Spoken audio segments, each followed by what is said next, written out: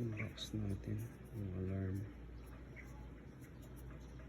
Pwede sa bike, pwede sa motor, rechargeable, may snap na natin. Tapos tingnan natin yung remote. Ito.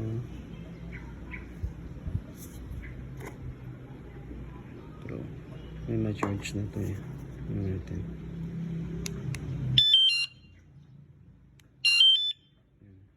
Lakas ah. Vibration ano yung